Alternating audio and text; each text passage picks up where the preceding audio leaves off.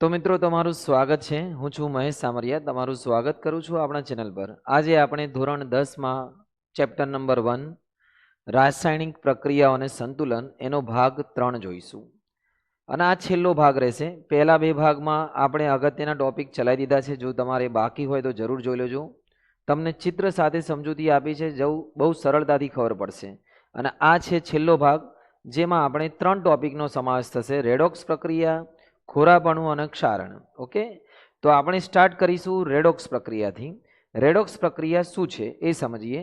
રેડોક્સનો મતલબ શું થાય છે ને એની અંદર કઈ બે પ્રક્રિયા જોડાયેલી છે એ બી આપણે સમજીશું। Let's begin. સૌથી પહેલા આપણે વાત કરીએ તો બે પ્રક્રિયાઓ છે જનરલી, ઓક્સિડેશન અને રિડક્શન। ઓક્સિડેશન કોને કહે છે કે જે રાસાયણિક પ્રક્રિયામાં ઓક્સિજન ઉમેરાય, કોઈ બી એક રાસાયણિક પ્રક્રિયા લઈ લો જેમાં ઓક્સિજન ઉમેરાય, અને જે રાસાયણિક પ્રક્રિયામાં ઓક્સિજન ઉમેરાય અથવા હાઇડ્રોજન દૂર થાય, ઓક્સિજનનો ઉમેરો થાય અથવા હાઇડ્રોજન દૂર થાય, એને કહેવાય ઓક્સિડેશન।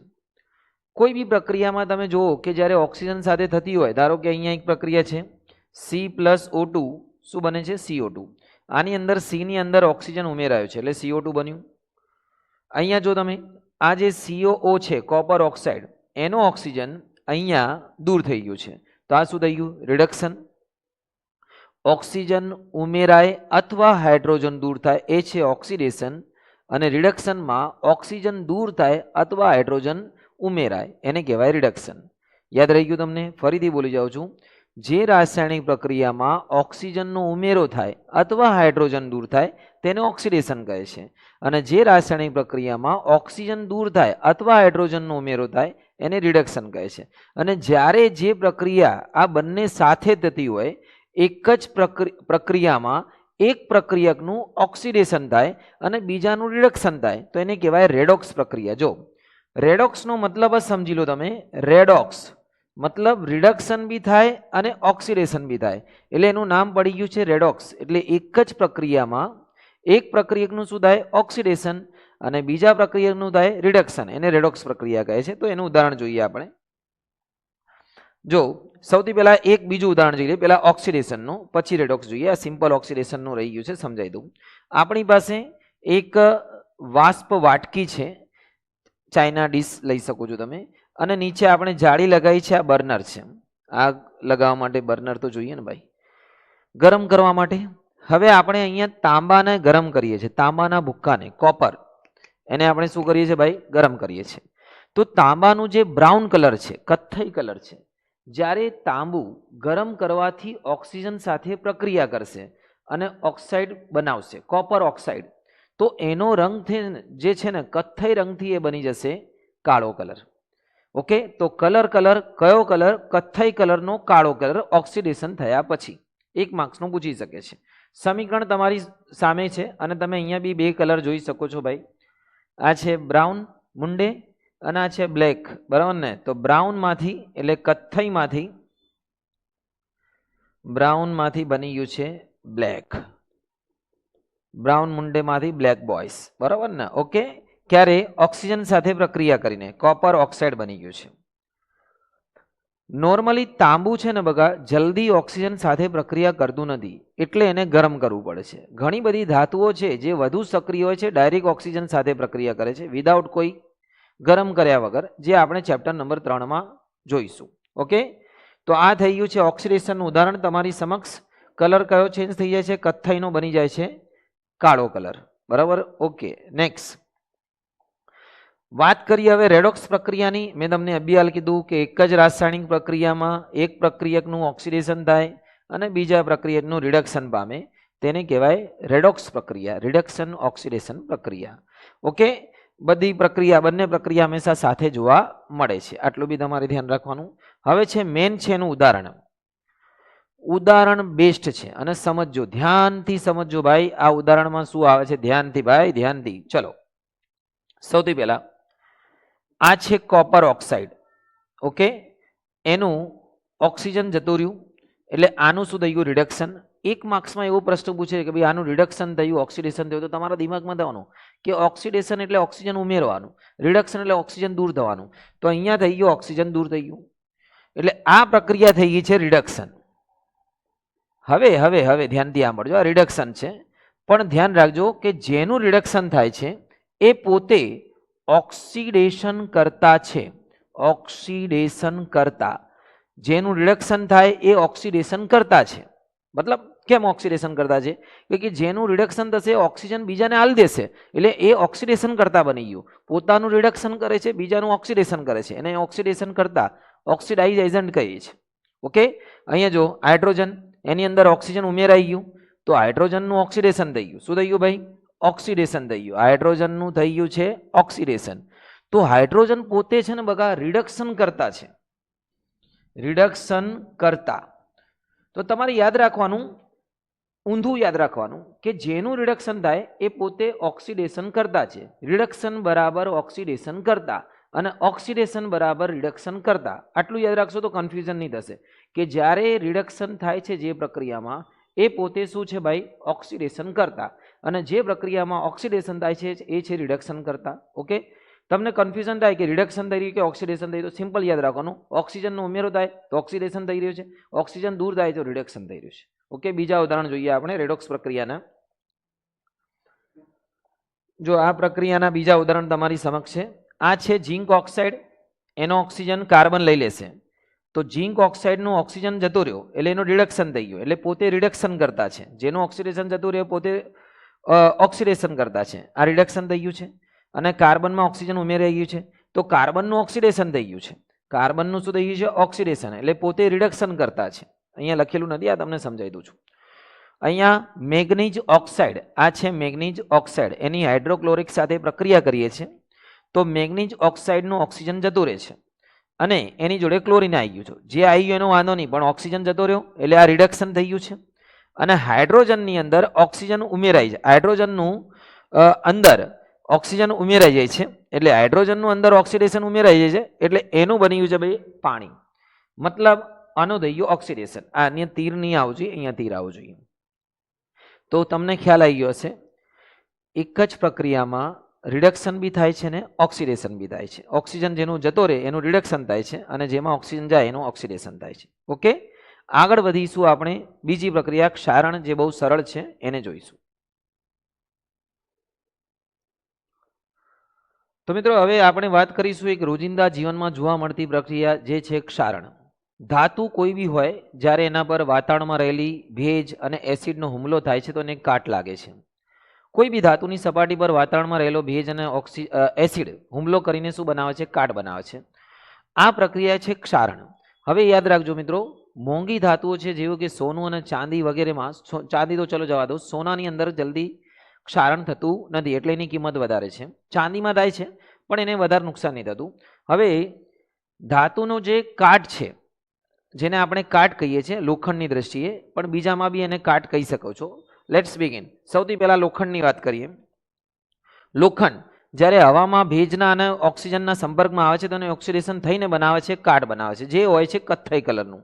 તમે કાટનો રંગ જોયો છે કથ્થઈ કલરનું, તમે આ જોઈ શકો છો, આ ખીલ્લી છે એના પર આ કથ્થઈ કલરનું રંગ ચડી જાય છે અને આ ઘસાઈ બી છે, ઉપરનું પડ ઘસાઈ જાય, ધીરે ધીરે પદાર્થ નબળો થતો જાય, ઉપરનું પડ ઘસાતો જાય. એમાં આનો જે કાટનું સૂત્ર થશે ભાઈ એ થશે Fe2O3.XH2O. આ લોખંડના કાટનું સૂત્ર છે, આટલું યાદ રાખજો. લોખંડના કાટનું, જેમાં X પાણીના અણુઓની સંખ્યા દર્શાવે છે, સંખ્યા કેટલા પાણી છે. ઓકે, હવે આવી જઈએ ચાંદી, સિલ્વર. ઓકે, તો ચાંદીની અંદર, ચાંદીની ચમચી તમે જોઈ શકો છો, એની અંદર હવામાં રહેલા સલ્ફર સાથે એ પ્રક્રિયા કરે છે. ચાંદી એટલે Ag સલ્ફર કરે છે પ્રક્રિયા કોની સાથે? હવામાં. ચાંદી કરે છે હવામાં રહેલા સલ્ફર સાથે પ્રક્રિયા અને સિલ્વર સલ્ફાઇડ બનાવે છે. આ છે સિલ્વર સલ્ફાઇડ. કલર કયો કલર? કાળો કલરનો બનાવે છે, કાળો કલર. યાદ રાખજો, દરેકમાં અલગ અલગ પ્રકારનું ક્ષારણ થાય છે, યાદ રાખજો. ચાંદી કાળી પડી જશે, લોખંડ પર કથ્થઈ રંગનો જોવા મળશે દાગ, એટલે લોખંડનો કથ્થઈ રંગનો થઈ જશે. અને જે તાંબુ છે એના ઉપર આવશે લીલા કલરનું દાગ, બરાબર ને? તાંબાના લોટા જોયા હશે તમે, આ જે લોટા છે એના પર, લોટા ઉપર તમે જોઈ શકો છો કલર કયો કલર? લીલો કલર છે. અને આ કઈ રીતે બનશે? આ છે કોપર. તાંબુ એટલે કોપર હવામાં રહેલા કાર્બન ડાયોક્સાઇડ સાથે પ્રક્રિયા કરશે, CO2 સાથે, અને બનાવશે કોપર કાર્બોનેટ. શું બનાવશે ભાઈ? કોપર કાર્બોનેટ બે અહીંયા એવું છે કે ભાઈ અહીંયા એક ઓક્સિજન છે એટલે પેલા ઓક્સાઇડ હશે પછી એ કાર્બન ડાયોક્સાઇડ સાથે પ્રક્રિયા કરશે અને કોપર કાર્બોનેટ બનાવશે. હવે જો ભાઈ ક્ષારણ સાથે બહુ બધું આપણને નુકસાન થાય છે. લોખંડની વસ્તુ પર ક્ષારણ લાગવાના લીધે ઘણી બધી નુકસાન થાય છે. તમે જોઈ શકો છો કે ભાઈ આ જે આપણા પુલ છે, આપણા જે બનાયેલા છે પાણીની અંદર પુલો, આપણી ગાડીઓ છે, લોખંડની જહાજો છે, આ બધા અને આપણા ઘરોની બી ઘણી બધી વસ્તુઓ ક્ષારણના લીધે ઘસાઈ જાય છે, ખાસ કરીને લોખંડની વસ્તુઓ. તો આપણે એને ક્ષારણ ના થાય એના માટે કેટલાક ઉપાયો કરીએ છીએ. Very simple. સૌથી પહેલાં લોખંડમાં આપણે કયા કયા ઉપાયો કરી શકીએ? તો સૌથી પહેલાં આપણે કરી શકીએ કે ભાઈ આમાં જો બહુ નુકસાન થાય છે, એટલે કરોડો રૂપિયાનું વર્ષે નુકસાન થાય છે. જેમાં સૌથી પહેલાં આપણે રંગ કરીને બે ઉપર કલર કરી દઈએ છીએ. તેલ લગાવીને, ધારો કે ઘણા બધા પદાર્થો સાધનો એવા હોય છે કે જેને તેલ લગાવીને વાપરી શકાય છે. ધારો કે જે ગેરેજવાળા હોય છે, મિકેનિકલ હોય છે, એમને ગ્રીસ કે તેલ લગાવી દે છે જેથી એમને કાટ ના લાગે. પછી આપણે ઉપયોગ કરી શકીએ છીએ ગેલ્વેનાઇઝ લોખંડનો. એવો લોખંડ કે જેના ઝીંકનું પાતળું સ્તર ચડાવેલું હોય. ઝીંક વધારે સક્રિય ધાતુ છે. લોખંડની પટ્ટી ઉપર કે લોખંડ ઉપર તમે ઝીંકનું સ્તર ચડાવી દો, આમ ઝીંકનું ટુકડો લગાવી દો તો ઝીંક અને લોખંડ આ પ્લસ થઈ જશે અને આ માઇનસ થઈ જશે. આ ઘસાશે કેમ કે આ આના કરતાં વધારે સક્રિય ધાતુ છે. તો આને આપણે કહીશું સેક્રિફિશિયલ એનોડ.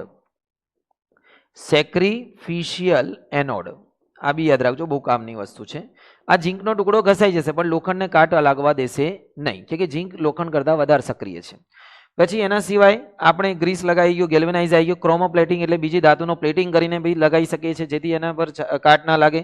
મિશ્ર ધાતુ બનાવીને, ધારો કે સ્ટીલ આપણે વાપરીએ છીએ તો સ્ટીલ કેમ વાપરીએ છીએ કે સ્ટીલ મિશ્ર ધાતુ છે, લોખંડ એકલું નથી. એમાં સ્ટીલની અંદર હોય છે લોખંડ, નિકલ અને ક્રોમિયમ. સ્ટેનલેસ સ્ટીલમાં જાઓ તમે, સ્ટેનલેસ સ્ટીલમાં લોખંડ, નિકલ અને ક્રોમિયમ જે ધાતુ હોય છે ત્રણ, આના લીધે એને કાટ લાગતો નથી. અને એનોડીકરણ તો મેં કીધું જ છે, ફરીથી આવી ગયો મિશ્ર ધાતુ. ઓકે, તો આ રીતે તમે ક્ષારણને અટકાવી શકો છો. વેરી સિમ્પલ છે, બહુ ઇઝી છે, તમને ખ્યાલ જ છે. અને હવે આવી જઈએ આપણે છેલ્લો ટોપિક છે, એ છે ખોરાપણું, રેન્સિડિટી. બરાબર મિત્રો, ઓક્સિડેશન આપણા રોજિંદા જીવનમાં બી બહુ જોવા મળે છે. આપણી ખાવાની વસ્તુઓમાંથી લઈને આપણા શરીરની અંદર બી ઓક્સિડેશન થાય છે. હું સમજાવું છું. સૌથી પહેલાં તો રેન્સિડિટી શું છે પહેલાં આપણે વાત કરીએ. આ ખાવાની વસ્તુ સાથે જોડાયેલી એક પ્રક્રિયા છે જેને કહેવાય ખોરાપણું. જ્યારે કોઈ બી તેલીય પદાર્થ છે જેની અંદર તેલ હોય છે એને હવામાં ખુલ્લો રાખવામાં આવે તો હવામાં ઓક્સિજન સાથે પ્રક્રિયા કરે છે અને તેનું ઓક્સિડેશન થાય છે. અને ઓક્સિડેશન થવાથી તેનું જે સ્વાદ છે તેલીય પદાર્થનું એ ખોરો થાય છે. તેલની વસ્તુ બી હોય અથવા તેલ બી હોય, હવામાં ખુલ્લો રાખતા ખોરો બને છે. ખોરો બને છે મતલબ એનો સ્વાદ બદલાય છે, સ્વાદ બગડે છે, એની સુગંધ એટલે એની ગંધ બદલાઈ જાય છે. આ ઘટનાને કહેવાય રેન્સિડિટી, ખોરાપણું. તો સૌથી આનો બેસ્ટ ઉપાય શું છે એને રોકવાનો? અને હા મિત્રો, આ ખોરાપણુંનું તમે સાથે સાથે એક બીજી વસ્તુ બી કહી દઉં કે આપણી બોડીમાં બી ઓક્સિડેશન થાય છે. જ્યારે બી આપણું શરીરમાં ઓક્સિડેશન થાય છે મતલબ ઓક્સિજનનો ઉપયોગ કરવામાં આવે છે બોડી દ્વારા, તો એની સાથે નકામા પદાર્થો નીકળે છે, ફ્રી રેડિકલ્સ. અને આ ફ્રી રેડિકલ્સ શું કરે છે? આપણી બોડીમાં અલગ અલગ કચરો, જો ધારો કે તમે લાકડાને બાળતા હોય તો લાકડાને બાળ્યા પછી ભૂક્કો તો એની રાખ તો વધે કે ના વધે, એ રીતે આમાં બી જ્યારે આપણે ખોરાકનું ઓક્સિડેશન થાય છે તો ફ્રી રેડિકલ્સ ઉત્પન્ન થાય છે. એને દૂર કરવા બોડીમાં જરૂરી છે કે જો એ વધારે થશે તો ઘણા બધા રોગો થવાની સંભાવના હોય છે, ઘણા બધા ખતરનાક રોગો. તો એના માટે તમારે ખાવું પડશે એન્ટીઓક્સિડન્ટ. શું ખાવું પડશે બગા? એન્ટીઓક્સિડન્ટ. અને આ એન્ટીઓક્સિડન્ટ પદાર્થો છે તમને મળશે ઘણા બધા ખોરાકોમાંથી. બ્લુબેરી, પછી બ્લેકબેરી છે, લીલા પાંદડાવાળી શાકભાજી છે, અને હજી ઘણા બધા પદાર્થો છે જે તમે ઉપયોગમાં કરી શકો છો. તમે મને કોમેન્ટ બોક્સમાં જણાવજો, હું તમને આખું એનો ફોટો મોકલી દઈશ. તો આ બહુ, અને તમે જાતે બી સર્ચ કરી શકો છો. એન્ટીઓક્સિડન્ટ બહુ સારા પદાર્થો છે જે તમને ખતરનાક રોગોથી બચાવી શકે છે. બરાબર ને? ઓકે, બોડીમાં જે કચરો ઉત્પન્ન થાય એને દૂર કરશે. તો હવે આપણે આની વાત કરીએ કે આની અંદર સ્વાદ ના બદલે એના માટે શું કરવામાં આવે છે લોકો? તો ધ્યાનથી સાંભળજો કે સૌથી પહેલાં તો એનો હવાનો સંપર્ક તમે ઓછો કરી દો, હવા ઓછી કરી દો, હવા ખેંચી લો. અને જો ચિપ્સ બનાવતી કંપનીઓ, જે તમે ચિપ્સ જો, આ ચિપ્સનો પેકેટ છે અને આની અંદર આ બધો ભરેલો છે નાઇટ્રોજન વાયુ. હવે નાઇટ્રોજન વાયુ જ્યારે તમે ચિપ્સની ખોલો છો આમ, તો એની અંદરથી હવા બહાર નીકળે છે. એ હવામાં છે નાઇટ્રોજન ભરેલું છે. કે નાઇટ્રોજન એક નિષ્ક્રિય સ્તર બનાવે છે. નિષ્ક્રિય એટલે એ ઓક્સિજન જોડે પ્રક્રિયા કરવા દેતું નથી. અને બીજું, ઓક્સિજનને એને અંદર જતું નાઇટ્રોજન ભરેલું તો એને ઓક્સિડેશન થતું અટકાવે છે. નાઇટ્રોજન એનું ઓક્સિડેશન થતું અટકાવે છે. અને જે ચિપ્સ ભરવામાં આવી છે એ કડક રહે છે, ક્રિસ્પી રહે છે, એનું સ્વાદ બી બદલાતું નહીં લાંબા સમય સુધી. પરંતુ આ જે ચિપ્સ છે એ દુનિયાનો સૌથી ખરાબ ખોરાકમાં આવે છે. વર્સ્ટ, સૌથી ખરાબ ખોરાક છે. એક તો બટાકા ઉપરથી તળેલા, ઉપરથી સોલ્ટેડ અને પછી કેમિકલ વાળા, બરાબર ને? બહુ ખરાબ છે. એટલે જો તમે ખાતા હોય તો ભાઈ બિલકુલ બંધ કરી દેજો, બહુ ફાયદો થઈ જશે તમને. ઓકે, આની અંદર જોઈ લો, ઓક્સિડેશનના નાઇટ્રોજન આને ઓક્સિડેશન થતું અટકાવે છે. તો ધ્યાન આપજો, અહીંયા એન્ટીઓક્સિડન્ટ તરીકે પદાર્થ ઉમેરવામાં આવે છે હવા ચુસ્તની અંદર. આમાં ઓક્સિડેશન ધીમું થાય છે. એટલે જો તમે કોઈ બી પદાર્થને બગડતા હો તો હવા ચુસ્ત રાખો એને, ખાવાની વસ્તુઓ. અને બીજું કે ભાઈ ચિપ્સ જેવા પેકેટમાં ઓક્સિજન ઉમેરીને નાઇટ્રોજન જેવા નિષ્ક્રિય વાયુ ભરવામાં આવે છે. કયો વાયુ ભરવામાં આવે છે? નાઇટ્રોજન, જે નિષ્ક્રિય વાયુ છે અને તેને લાંબા સમય સુધી ખોરાક બગડતો નથી. ઓકે, તો પેકેટથી દૂર રહો, વધારે ઘરનો સારો ખોરાક ખાઓ અને તમારા દિમાગને બી તેજ રાખો, કે સારું ઘરનું ખાશો તો દિમાગ ઓટોમેટિક યાદદાસ્ત વધશે, સારી રહેશે, બરાબર ને? તૈયારી કરો, આગળ વધો અને આ ચેપ્ટર પૂરું થાય છે. કોઈ બી બીજું તમને વસ્તુ માહિતી જોઈતી હોય તો કોમેન્ટ બોક્સમાં જરૂર જણાવજો, બરાબર ને? હું મહેશ સામરિયા, સાઇનિંગ ઓફ.